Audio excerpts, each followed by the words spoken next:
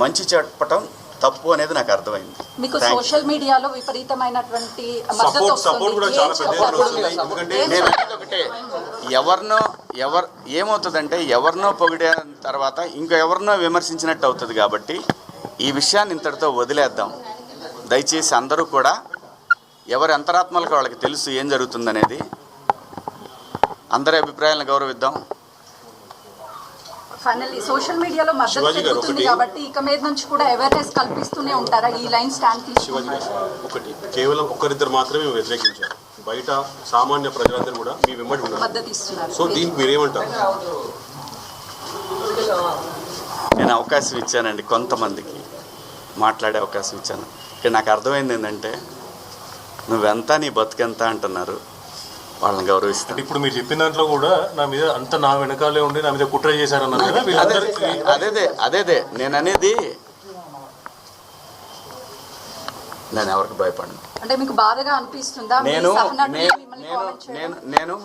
నేను బతుకు తెరుకు వచ్చేవాడిని, ఇక్కడ కాకపోతే కష్టపడేవాడిని, ఇంకో చోట పోయి బతుకుతా.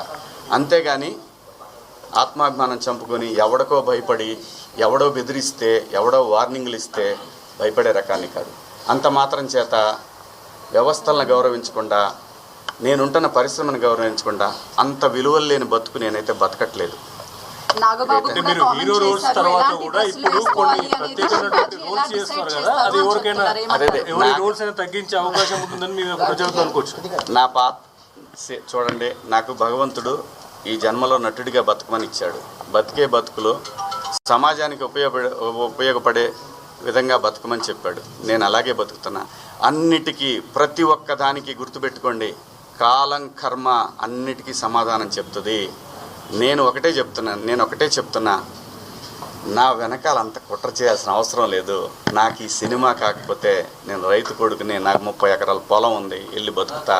కానీ భయపడే రకాన్ని మాత్రం ఎప్పటికీ కాదు. ఇది పొగరు కాదు, ఇది నా ఆత్మాభిమానం. ఇది నా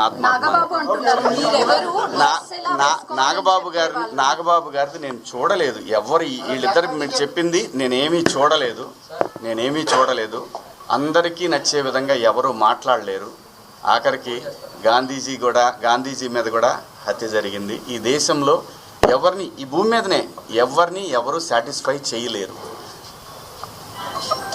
యథార్థవాది, లోక విరోధి. తెలీదండి అన్ని. అదే ఎవరు కుట్ర పన్నుతున్నారు ఏంటనేది కనిపిస్తానే ఉంది. వాళ్ళకి ధైర్యం మాట్లాడిన ఇద్దరిని మీరు